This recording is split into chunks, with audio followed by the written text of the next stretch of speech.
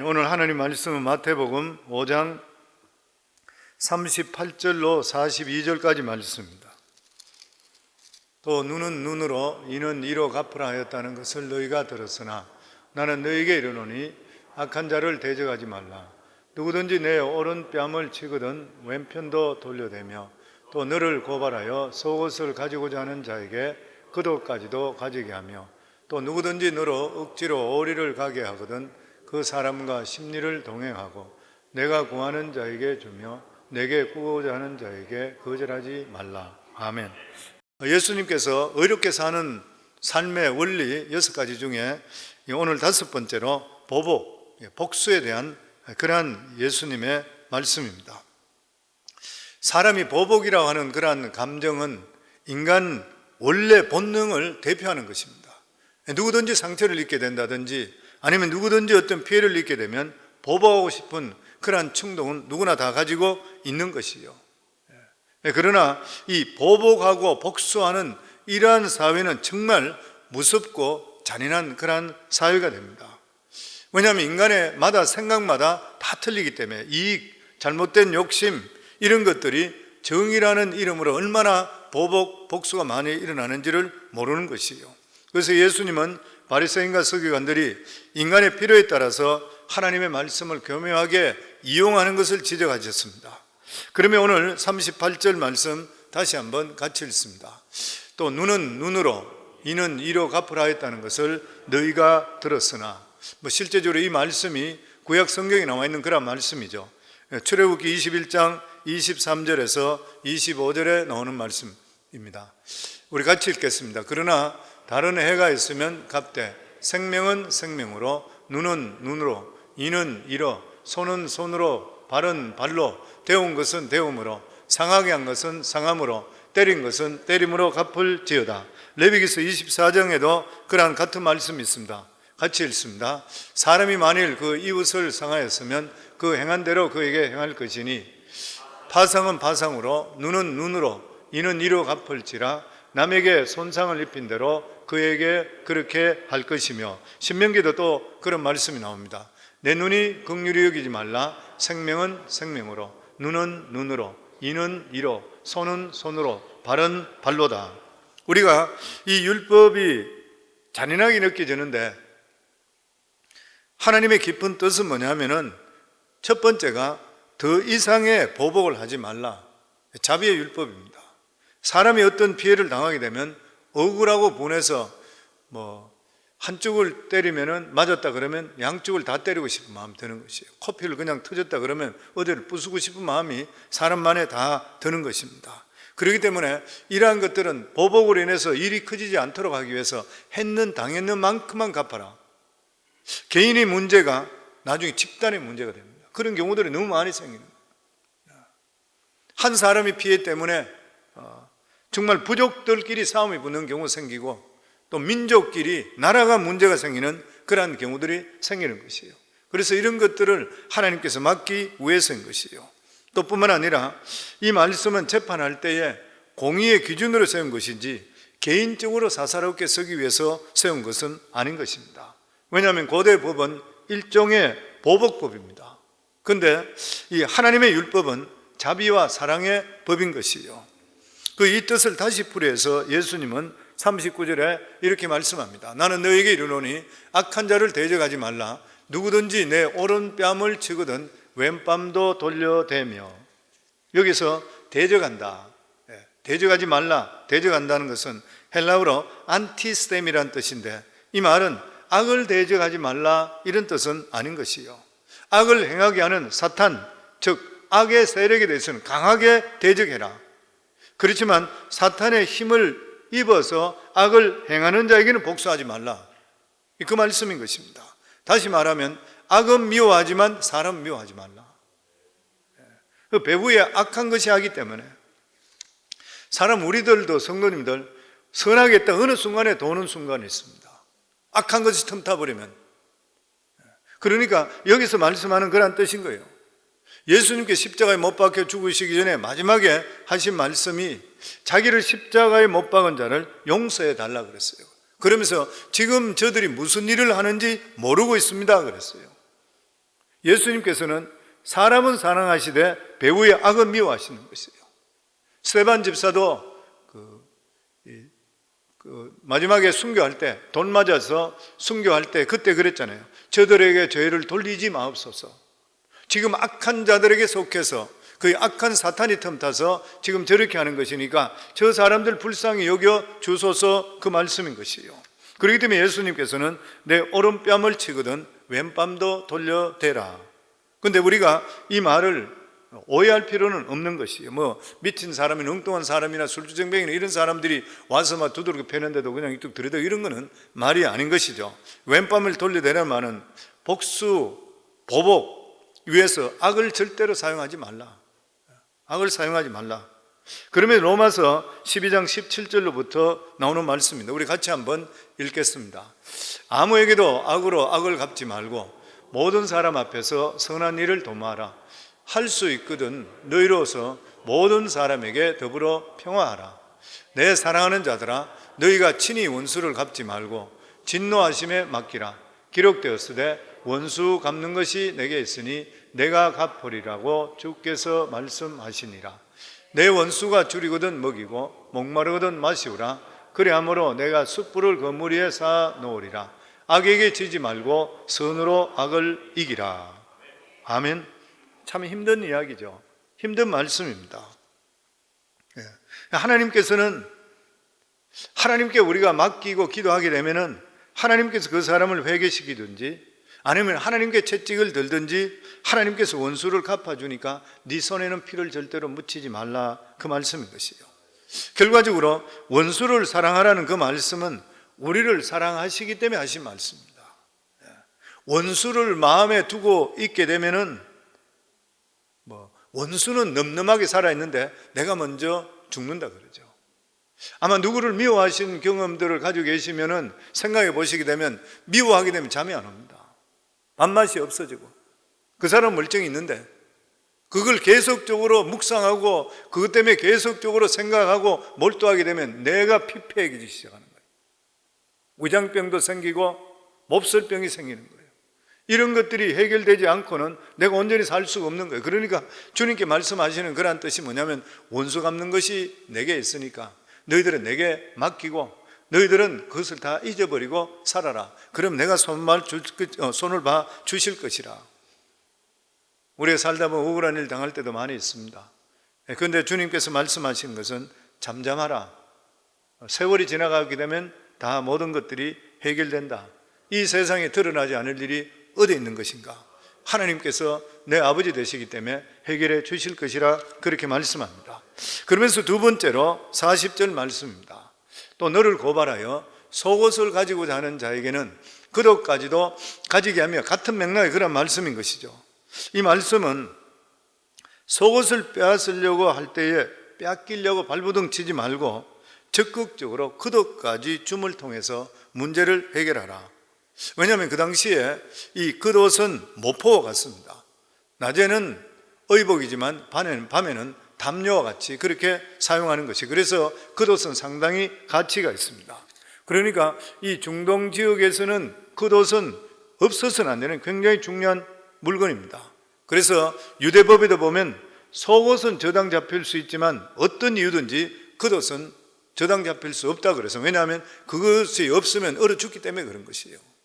그래서 출애굽기 22장 26절부터 27절에 보면 내가 만일 이웃의 옷을 전당 잡히거든 해가 지기 전에 그에게 돌려주라. 그 몸을 가릴 것이 이뿐이라. 이는 그 살의 옷인즉 그가 무엇을 입고 자겠느냐. 그가 내게 부르짖으면 내가 들으리니 나는 자비한 자임이니라.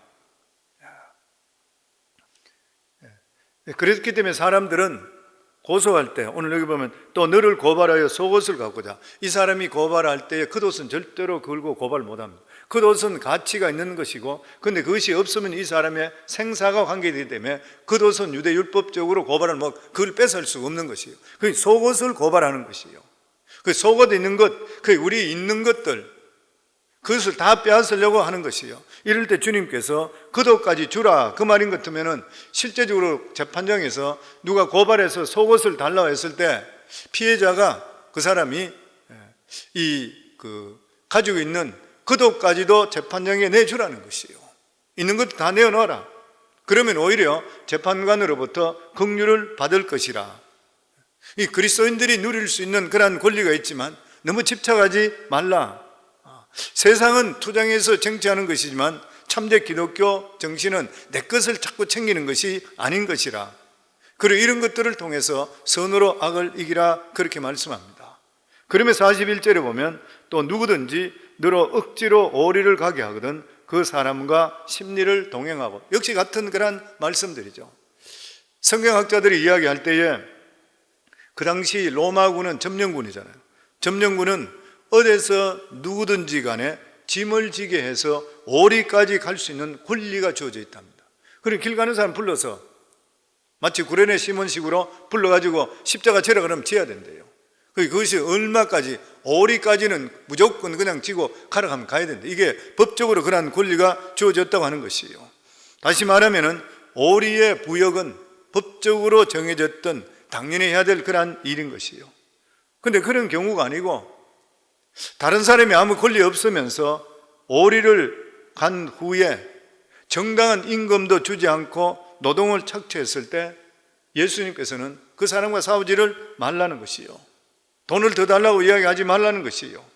예를 들어서 어떤 직장에 다닐 때 주인이 돈을 다 주지 않고 일을 시킬 때가 있습니다. 부당한 요구를 할 때가 있는 것이요. 말다는 명령을 사업 주인이 내릴 때가 있는 것이요. 근데 성경에는 그럼에도 불구하고 순종하라, 그 말씀입니다. 근데 이해가 잘 안 되잖아요. 이것은 정말 우리 삶 속에 현실적으로 굉장히 중요한 그런 문제인 것입니다. 근데 예수님께서는 나는 너에게 이르노니 악한 자를 대적하지 말라. 그 자들이 악한 자라는 거예요. 악한 자를 대적하지 말라.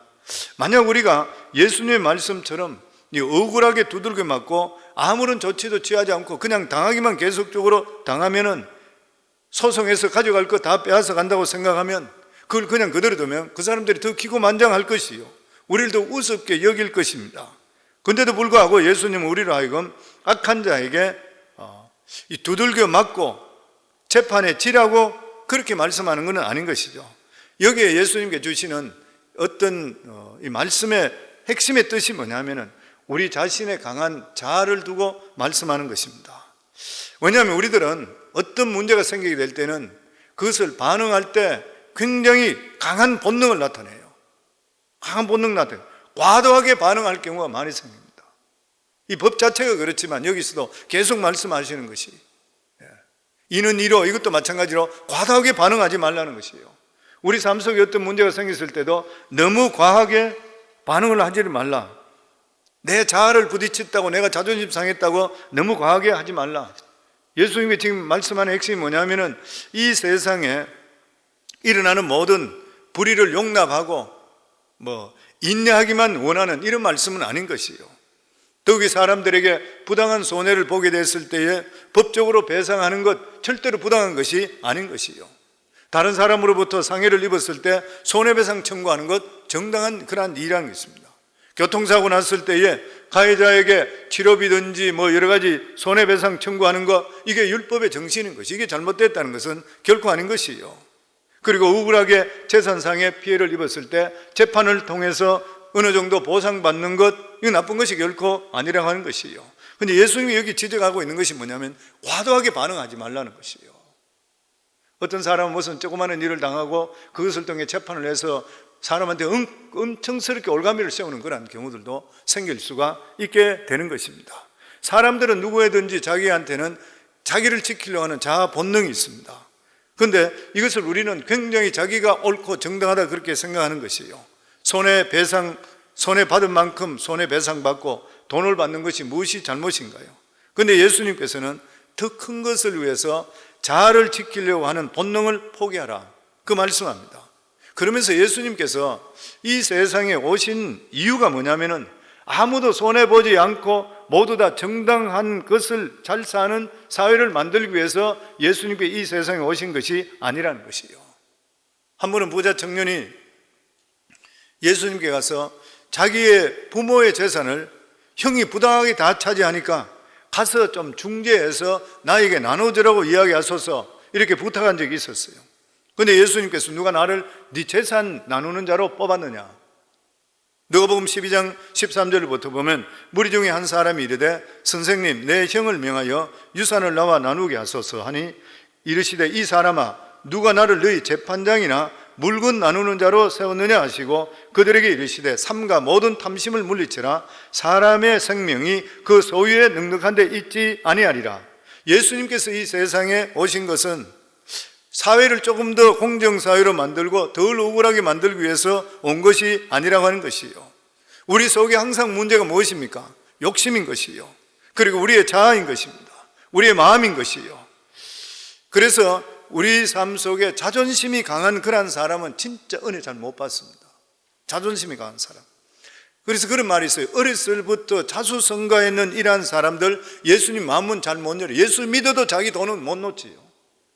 너무 어렵게 살았던 사람, 이렇게 자기가 했던 사람, 이런 사람은 믿음이 있고 없고 간에 은행에 돈이 내려가기 시작하는 것 같으면 그때부터 신앙이 뭐고 불안해지기 시작하는 거예요. 굉장히 힘들어집니다. 왜 그런 것이요? 자기 외에 자기 자와 자기 속에 만들어져 있는 그 자아 외에는 절대로 안 믿으려고 그래요, 사람들이. 그런데 예수님께 말씀하는 것은 우리 자신들은 결코 우리 자신을 믿을 수가 없다는 거예요. 우리 자신을 우리가 책임질 수가 결코 없다고 하는 것입니다. 우리는 자아보다 더 큰 것을 붙들어야 되는 것이에요. 그게 뭐냐면은 하나님의 은혜로 충만해야 되는 것이에요. 그 주님께서 결과적으로 여기 주시는 말씀이 뭐냐면 너희들이 모든 이런 일을 할 수 있는 그 이유가, 이렇게 내가 주는 그 말씀을 할 수 있는 이유가 뭐냐면 너희 속에 하나님의 은혜로 채우도록 해라. 너희 마음속에 하나님의 은혜로 채우게 된다면 용서도 해줄 수 있고 오리 가는 것 심리도 갈 수 있고 사람 마음속에 이것이 다 올 수 있게 되는 것이지만 이런 것으로 채워지지 않고 네 생각과 네 마음으로 정해져 있다 그러면 각박하게 살아갈 수밖에 없는 일인 것이고 사람에게 용납 결코 줄 수가 없는 것이요. 그러니까 주님께서 말씀하는 것은 뭐냐면 우리 삶이 하나님과 항상 일치된 삶을 살아야 되는 것이라. 하나님의 능력을 우리 삶 속에 가득 채워라. 그러면 하나님 뜻대로 움직이게 되어 있는 것이요. 우리 삶 속에 가장 걸림돌이 내 자아, 내 생각, 내 감정, 무엇든지 간에 남한 장군도 마찬가지, 내 생각에 우리 삶에 다 그렇습니다. 항상 내 생각이 먼저예요. 내 뜻이 먼저고 내 고집이 먼저고 내 자존심이 먼저인 것이요. 이런 모든 것들이 하나님의 은혜를 막는 것이요. 근데 지금 예수님의 이 말씀이 뭐냐면은 예수 안 믿는 사람에게 주신 말씀이 아니라 예수 믿는 사람에게 주신 말씀입니다. 예수 안 믿는 사람이 이 말씀 아무리 하더라도 못 이해해요. 이해할 수가 없죠. 하나님 은혜를 모르는데 어떻게 그 사람들이 이해할 수가 있는 것입니까? 그 예수님이 주시는 핵심 말씀이 뭐냐면 우리 삶 속에 하나님의 은혜로 계속적으로 채우기만 해라. 말씀으로 채우게 하고 계속적으로 채워져라. 이건 하나님이 주어진 이미 약속인 것이요. 그렇지만 우리의 이 강한 이기심이든지 자존심, 보험 본능 이런 것들 우리를 막고 있는 것이요. 우리가 어떻게 이 자아를 깰 수가 있습니까? 우리가 자아를 깰 수 있는 것은 내 자신을 인정하고 실패했을 때도 하나님께 그냥 가는 것이요. 돈을 손해봤을 때도 그냥 하나님께 나가는 것이요. 나가서 하나님께 모든 것을 내어놓고 내 복수심, 내 어려움 이런 것들을 주님께 내어놓고 고백하고 치유를 간구할 수가 있어야 되는 것이요.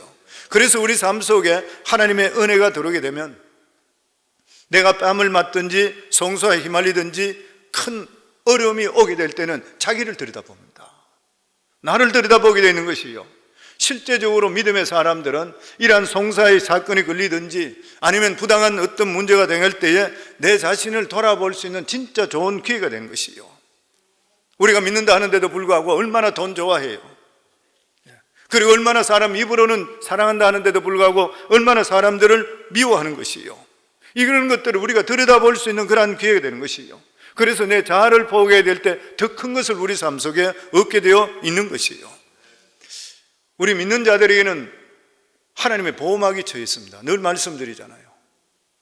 하나님의 보호막이 쳐져 있습니다. 저는 성경을 보면서 누누이 느끼는 것이 그것입니다. 아람 군대가 쳐들어왔을 때 엘리사 선지자를 통해서 그 게하시가 보고 나서 우리는 포위되어서 도단성에 죽었다 했을 때 엘리사가 기도하면서 이 게하시에게 눈을 뜨게 했을 때에 아람 군대 뒤편에 불병거 불말이 쳐져 있는 걸 보여주는 게 무엇이에요? 보호막입니다. 우리 삶 속에는 항상 보호막이 쳐져 있다고 하는 것이요. 그런데 이러한 보호막이 우리 속에 덮여 있음을 통해서 우리가 어떨 때는 교통사고 크게 날 뻔했는데 차는 다 부서졌는데 내 몸은 보호되는 거, 보호막이 쳐주는 것이에요. 어떤 위험이 있었는데 이걸 어느 순간에 위험이 피해가는 경우, 아마 그런 거 우리 성도님들 많이 겪었을 거예요. 질병이든지 사탄의 공격이든지 아슬아슬하게 우리에게 피해가는 것이, 이게 무엇인 것이요? 모두 다 하나님의 넓은 손으로 우리를 보호하시고 덮고 있기 때문인 것이에요. 그런데 어떤 경우에서는 이 보호막이 뚫릴 때가 있습니다. 이 보호막이 뚫려서 나에게 손해를 입히거나 재산이 빼앗기거나 실컷 일만 하고 돈 떼이든지 이런 경우들이 생길 수가 있는 것이에요. 그런데 이런 일이 생기게 될 때에 내가 직접 보복을 하기 이전에 왜 나에게 이런 일이 일어났는가 자기를 생각할 수가 있어야 되는 것이에요. 대간절 주님께서 나에게 무슨 말씀을 하시기를 원하고 계시는 것인가? 왜 주님께서는 나에게 어떤 말씀을 주시기 위해서 이런 일을 주시는 것인가? 내가 가고 있는 방향과 하나님이 원하는 방향이 틀리고 있는 일이 있는 것인가? 우리 자신들을 돌아볼 수 있어야 되는 것이요. 손해배상 문제도 마찬가지입니다. 손해배상 필요하면 청구를 해야 되는 것이요. 그런데 악착같이 돈을 받기 이전에 하나님과 나의 관계 속에 깊이 생각하는 시간을 가지는 것이 너무나도 중요한 것이요. 하나님 앞에서 내가 바로잡을 것이 있으면 바로잡을 수가 있어야 되는 것이요. 하나님 관계는 생각하지 않고 어떻게 해서든지 나에게 손해 준 사람에게 손해를 나에게 갚으려고만 하게 되면 내 속에 기쁨이라는 것이 없어지기 시작합니다. 우리가 믿음 안에 가진 중에 가장 큰 축복이 뭐예요? 기쁨이잖아요. 하나님이 주시는 기쁨입니다. 복음이 기쁨인 것이고 예수 믿고 사는 것이 기쁨인 것이고 하나님 말씀대로 사는 게 기쁨이잖아요. 근데 내 생각대로 하기 시작하면 내 속에서 기쁨이 사라지기 시작하는 것이요. 우리 그리스도인 힘은 어디서 나면 기쁨입니다. 환경과 상관없이 기쁨만 있으면 뛰어넘을 수 있는 능력이 우리 속에 오게 되어 있는 것이요. 우리 믿는 사람이 기쁨이 없어지면 아무것도 없어지는 것이요. 저희들 삶에는. 그래서 예수님께 말씀하시는 두 번째 요지는 옳고 틀린 것보다는 용서의 정신이 더 중요하다. 용서의 정신이 중요하다. 성도님, 재판이 무엇입니까? 재판 정신. 재판은 붙었다면 이기지 못하면 망하는 것이에요. 그렇잖아요. 보면 재판은 그렇습니다. 이 재판이라는 것이 한번 나오기 시작하면은, 그래서 요즘 부부간의 문제도 많고 이혼하고 이런 문제가 많은데 지난번에 아르클람 읽어보니까 그런 말이 있어요. 어쨌든 재판까지 안 가는 게 제일 좋다. 부부간에 이혼하고 이러도 재판까지 안 가는 게 최고. 왜 그러냐 하면은 재판에 갔다 그러면 양쪽이 변호사를 사기 때문에 양쪽의 변호사는 있는 거 없는 것까지도 캐내가지고 다 거기서 재판장에서 다 내놓는데요. 그러면은 이혼하는 관계 속의 상처도 심한 데다가 상대편이 이런 일 몰랐던 것까지 다 드러내버리는, 사람들이 거기서 완전히 관계가 완전히 깨진대요. 완전 원수가 되어버린대요. 재판을 보고 총 없는 입의 전쟁이라 그런 말이 있습니다. 인격도 없고 인정도 없고 사정도 없고 이기지 못하면 뒤집어 쓴다는 것이에요. 그렇기 때문에 형제 자매 그리고 부모와 자식 간의 재산 문제로 재판하게 되면 결국 재판으로 가면 철천지 원수가 된다고 하는 것이에요. 돈 때문에 모든 것을 다 잃어요. 재판뿐만 그렇습니까? 돈 때문에 다 잃는 경우들이 얼마나 많아요. 그래서 늘 성도님께 누누이 말씀드리듯이 돈이라는 것은 있다가도 없어져요. 그리고 없다가도 우리 생길 수 있는 게 돈인 것이에요. 절대적으로 돈 때문에 사람 잃으시면 안 돼요. 둘 다 잃는 것 같으면 어리석은 사람이잖아요. 그래서 성도님께 돈을 누구에게 빌려준다 하더라도 이 돈을 내가 꼭 받아야 되고 없으면 안 된다 하고 이런 건 아예 빌려주지 마시든지, 아니면 어느 정도 여유가 되면 아예 빌려주시고 나서 갚으면 좋고 안 갚으면 안 갚아도 나는 살아갈 수 있다 이렇게 생각하시면 빌려주세요. 안 그러면 사람 간에 원수되는 것이에요. 보면. 그러면 예수님께서는 악한 자를 대적하지 말라 그랬습니다. 왜냐하면 악한 자를 상대해서 이기려고 하면 최소한 나도 그만큼 악해져야 돼요. 그만큼 악해지는 것이에요. 같은 방식으로 대적하다 보면 어느 사이에 내 모습이 악한 모습으로 바뀌어 있습니다. 악한 자와 싸우게 되면 나도 악한 모습으로 바뀌게 되어 있는 것이에요. 그러면 예수님께서 말씀하는 게 뭐냐면 원수 갚는 것은 너희들이 하는 것이 아니라 내가 전문이다 그래요. 원수는 누가 전문이에요? 갚는 건 누가 전문이라고요? 하나님이 전문입니다. 아멘. 그래서 모든 일에 보면 전문가한테 맡겨야 되잖아요.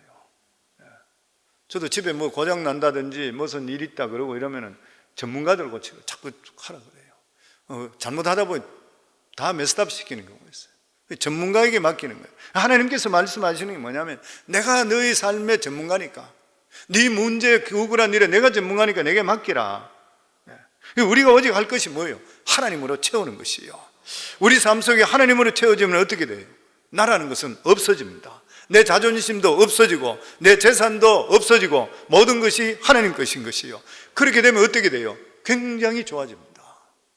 내 삶 속에 기쁨이 진짜 오는 것이요. 이게 하나님이 주시는 새로운 능력인 것이요.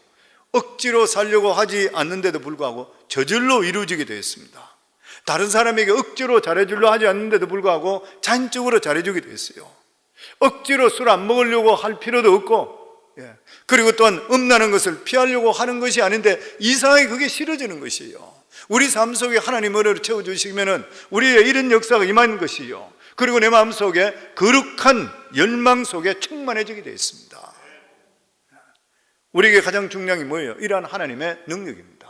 아무리 수많은 말씀이 있다 하더라도 내가 하나님의 은혜로 충만하지 못하게 되면 실행할 수가 없어요. 내 삶 속에 은혜로 충만해요. 현상 유지로 그냥 몸부림칠 것이 아니라, 내 이익으로 투쟁할 것이 아니라 하나님께서 약속하신 하나님의 능력으로 충만할 수 있기를 주의 이름으로 축원합니다. 그러면서 예수님께서는 우리 믿는 자들에게는 다른 사람들에게 모두 관대해야 된다, 그렇게 말씀합니다.